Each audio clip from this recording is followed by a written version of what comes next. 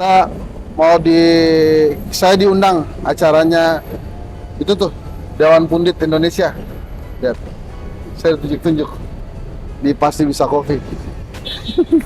Masuk ya. Assalamualaikum.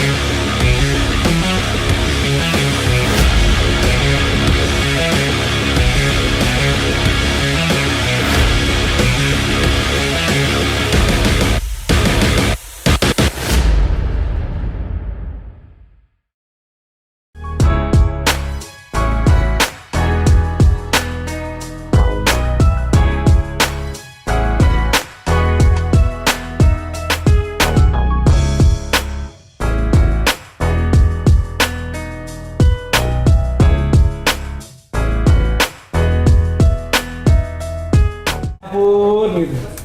Liverpool kemarin menurut lu bagaimana? Nggak beda jauh kalau Ya, menurut gue. golnya harus penalti juga baru menit terakhir. Liverpool musim ini tuh menurut gua nggak jauh beda dengan yang sebelum-sebelumnya. Jadi artinya kesalahan-kesalahannya masih sama. Terus pemain tengahnya juga masih belum bisa menjembatani, masih mengandalkan Salah. Terus kemudian tren di kanan juga menurut gue mestinya dia bukan bek kanan lagi gitu ya. Jadi kesalahan-kesalahannya masih sama. Tapi yang menurut gue sangat gue kecewa dari Liverpool yang setiap musim itu nggak meningkat selama Klopp pegang. Protesnya itu loh, daya protesnya tuh nggak ada. Jadi kalau dia dizolimi sama VAR, itu kelihatannya ya udah gitu, pasrah aja. Nggak kayak pemain-pemain MU yang pengen banget dicolok sama VAR gitu. Mereka berjuang untuk supaya VAR membela. Tapi kalau Liverpool tuh, oh gitu ya, oh ya udah deh gitu. Iya. Nanti begitu kemudian merasa dijolimi baru marah, telat gitu. Ini istilahnya sama kayak ketika ada yang mengajukan apakah boleh di bawah 40 tahun, kemudian ada yang mengajukan Aduh. kira-kira gitu nggak? Bukan. Ada yang mengajukan apakah boleh di bawah 40 tahun, tapi ada yang mengajukan apakah tidak boleh di atas 70 tahun. Lah, Boleh ditolak tadi itu. karena itu tuh lebih parah itu lebih Itu parah tuh. Itu gimmick. Gimik meja hijau kayak nggak tahu aja. Oh, saya nggak berani malah ngomong Oh, gitu. Nah, Saya nggak berani malah yang begitu ya. pewarna buatan. Kamu tahu pewarna buatan? Apa itu? Iya, menonjol sementara tapi tidak bagus untuk kesehatan. Wah, jadi menurut lu tuh sianida gimana? Kasus, beda kasus. Ini dulu ya. Beda kasus. Yang Liverpool nih, analis Siap. Liverpool kita tanya dulu. Dan kemarin ketika lawan Everton mainnya super narrow atau rapat, mainnya padat banget, kompleks segala macam, kita kehilangan area widernya yang biasanya tren isi di musim-musim sebelumnya. Itu biasanya tren ngasih crossing yang ajib banget dari situ. Tapi praktis ketika tren udah inverted jadi midfielder ke dalam, kita kelihatan kekurangan dari segi crossing tersebut. Jadi gue rasa untuk kedepannya, gue harap Liverpool nggak cuma melulu mainin tren ini sebagai inverted, tapi bisa lah mainin lagi dia di area yang lebih lebar. Yang soal inverted trend, Iya, maksudnya posisinya nggak bisa begitu. seharusnya dia efektif Gue di pikir lu kantong. lebih pintar daripada Klopp. Itu Klopp yang minta untuk main di situ. Dan gue pasti ada pertimbangan. Dan lu bener. Cuman lu lupa sampaikan juga ke penonton DPI bahwa dia sebagai back, kalau dia bermain sebagai back melakukan crossing, defense-nya amburadul.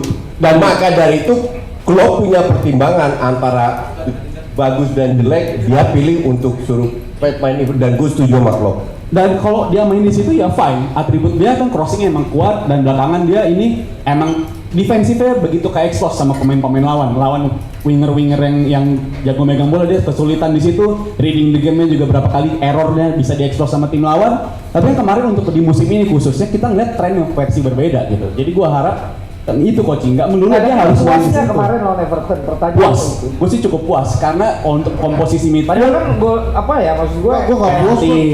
penalti dan juga Menurut gua justru kemarin bukan Liverpool gitu.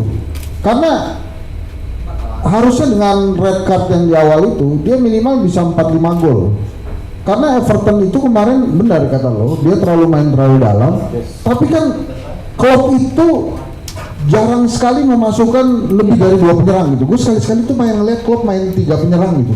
Kemarin itu kan dengan posisi yang bertahan, kalau dia masukin penyerang lebih banyak gitu ya, itu mungkin hasilnya berbeda. Tapi kan lagi-lagi salah lagi gitu ya. Kalau gue sih ngelihatnya tren salah terus, kemudian sekarang menurut gue backnya itu Liverpool nggak secanggih 2 tahun lalu.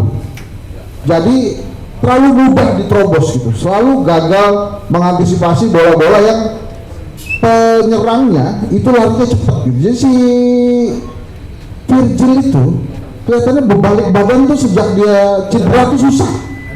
Jadi menurut gue kemarin itu nggak puas. Jadi menurut gue sebagai fans Liverpool menang 2-0 itu kebetulan tuh. Mas Aryo. Ya selama lini tengahnya belum bisa menjadi jawaban ketika tren di kanan ya, gue juga sebetulnya suka kalau main tren di kanan. Cuman kan kesuksesan dia bareng Robertson itu kan bisa tercipta ketika tengah lo kan solid banget. Zaman Henderson segala macam tuh nutupnya bisa, ketika mereka naik untuk balik mereka bisa nutup. Tapi kan dia belum dapat formula tepat untuk 3 pemain di tengah itu. Selalu berganti, Curtis Jones, Harvey Elliott, Endo, Szoboszlai sama McAllister udah pasti mungkin mereka berdua ya. Cuman ketiganya ini kan belum dapat nih siapa nih yang bakal yang dimainin. Bahkan siapa yang akan dimainin itu mempengaruhi lini depan lo juga. Kalau yang dimainin Endo atau Curtis Jones pasti sih Darwin Núñez nggak main. Yang main lebih ke Luis Diaz karena dia lebih bisa mengcrack. Lalu ketika lawan Everton, emang kita tahu Everton selalu bertahan dengan dalam. Bahkan debut pertamanya si Sean Dyche waktu lawan Arsenal pun mereka main deep banget, yang mereka bisa menang dengan 1-0.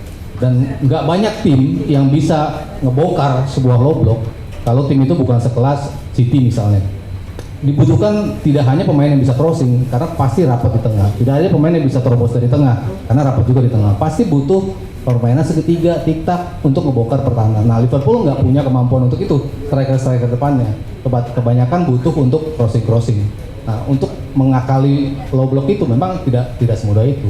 Cuman ya kalau tadi balik ke apa yang dibilang Rizal, gue setuju untuk kapan-kapan memang ketika lini tengah lo udah dapet siapa yang firm, tren dibalikin ke kanan. Karena para striker depan Liverpool itu dimanjain banget dengan umpan-umpan crossing. Szoboszlai sekarang kan oke loh menurut gue. Iya mungkin baru dapat 1 di Szoboszlai. Cuman kalau ketika itu dimainin sama McAllister, dia nggak bisa secepat itu juga. Endo pun nggak bisa untuk nutup seperti itu. Jadi masalah di tengah itu belum diatasi. Selama belum diatasi, pasti tren akan main di inverted fullback. Nggak, yang jelas Liverpool sekarang beda dengan kualitasnya Firmino, Mane, Salah yang benar-benar kompak, yang selalu ketemu tim low block tapi punya solusi untuk ngobrak-ngabrik. Ya, dan sekarang memang belum ada. Dan apakah ada, gue nggak tahu, karena dari pemain depan Liverpool yang gue benar-benar impress itu cuma Luis Diaz sama Salah lah. Darwin bagus Lama-lama gue nggak setuju sama lu kalau soal itu. But anyway, Liverpool masalahnya juga cukup kompleks, di mana beberapa pemain tengah terutama cabut, pemain belakang yang menurun. Joe Gomez masih di Liverpool, gue nggak paham karena levelnya itu bener-bener Millwall. Terus banyak pemain yang nggak layak lah. Robertson, TA udah bukan levelnya. Jadi banyak sekali masalah yang harus diperbaiki sama klub. Susah juga karena ownernya pelit juga. Tapi kan ini di luar ekspektasi juga coach. Apa?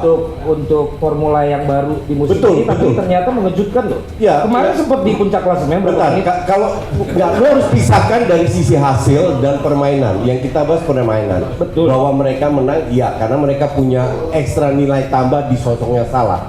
Tapi kan dari permainan ya nggak memuaskan. Kalau gue sebagai fans Liverpool kemarin itu untuk gue very ugly win. Lu dari menit 30-an kalau nggak salah main dengan 10 orang dan lu bisa bisa mencetak gol pertama itu lewat penalti di menit 70-an. Baru Everton keluar, baru lahir gol kedua. Harusnya dengan kualitas yang ada, harusnya memang bisa lebih banyak. But kembali lagi dengan segala masalah yang dimiliki, kalau kita lihat tengok nggak usah jauh-jauh lah, musim lalu at least ada progres. Dan Liverpool juga gue bilang yang masuk 4 besar ya, itu Liverpool, City, Arsenal sama MU, bukan Spurs atau Castle atau apa, karena ya kualitas pelatih yang gue lihat itu sangat penting dan plus kualitas pemain. Dan Liverpool ya Liverpool main jelek tapi bisa menang karena punya Salah, Luis Diaz. Sabar. Kadang bisa menjadi pembeda di lini tengah, shooting jarak jauh juga lumayan. Belum ada yang menggantikan Fabinho. That's why tadi abang kita ini bilang kenapa lini tengah Arsenal, lini tengah Liverpool ini lini belakangnya juga gampang banget ditembus. Karena nggak ada Fabinho di sana bang. Ya, adanya sekarang Endo seperti Bang Haryo bilang, Mas Haryo bilang emang wah ini pemain emang bukan levelnya Liverpool. Gitu. Masa iya? Dia pernah ngomong gitu. Jadi Ferguson bagus. ya, tapi kalau untuk Liverpool bang belum bang. Apalagi untuk menghadapi apa segala macam. Mungkin dia harus main badminton sama Son. Ini Padahal dia nonton Spurs, Asli. dia cetak gol, Son 2 gol. di Emirates Di Emirates. luar biasa. Gue lagi ke toilet nggak? Makanya tadi jangan ke toilet. Ya jadi kalau soal Liverpool ini tengahnya gue sedikit pede lah dengan coba saya tadi bang. Nah, kalau menurut gue problem terbesar Liverpool, gue tuh selalu nggak pede setiap kali Liverpool diserang sekarang. Jadi gue deg-degan sama kualitas 4 back yang ada. Menurut gue terlalu gampang ditembus. Jadi mestinya dia cari back yang bagus. Wow, solusi yang sangat baik. Lulus nggak ada. Kan yang penting airtime kan? Lo ngomong kan? Iya. Ya. Saya mau ke Samsir, tapi sebelumnya apa you have still have? Ada. Right? Ayo to go. Last questions sebelum ke Samsir. Menurut lu itu kalau kayak gol yang dianulir Persija kemarin, itu menurut lu melewati garis apa enggak? Terus harus bagaimana sebagai tim yang akhirnya merasa dirugikan? Gue nggak nonton, cuman Kalau lihat ramai di berita, cuman gue gimana kebayang. respon kita? Gue kebayang bahwa wasit di Liga 1 itu nggak banget. Kalau di luar masih bikin banyak kesalahan, tapi at least kesalahannya kecil lah. Kalau ini offside 1 meter dikasih onside ke dalam Itu 1 kemarin meter salahnya dikasih gede, offside. Coach. Waktu lawan Spurs itu Tapi salahnya lawan gede. di Piala Dunia pernah salah Iya wasitnya. betul. Itu human error biasa. Cuma di Indonesia kayak minggu kesalahan terjadi. Wow. Kelihatannya nggak mencintai wasit-wasit dalam ini. Berarti mana perlu? Gue sangat setuju. Gue bilang PSSI sekarang sudah bagus. Liga Oke. kemarin gue bahas sama Samsir sama Hamka. Sepak bolanya sudah maju. Cuman kita sepakat juga bahwa wasitnya harus diperbaiki. Lah wasit Liga Inggris juga salah mulu. Kalau wasit Liga emang kualitas Inggris begitu. Lah sama berarti. Tepuk tangan dulu buat Coach Justin. Betul. Samsir sebagai fans MU. Setuju apa? Setuju, gak bakal kemana-mana. Ngaco lu. Tahun ini. Kalau di liga ya terutama ya. Tapi kalau yang formatnya kompetisi, menurut saya ada kemungkinan ada dapat lah salah satu. Kamu dari mana nih Solo? Iya. Tapi maksudnya tinggal di Jakarta. Tinggal di Jakarta kerja aja sih. Oh kerja. Lo ikut deklarasi ya kemarin ya? Belum ada kesana bang, belum. Nah orang beliaunya nggak datang. Lagi ngurusin.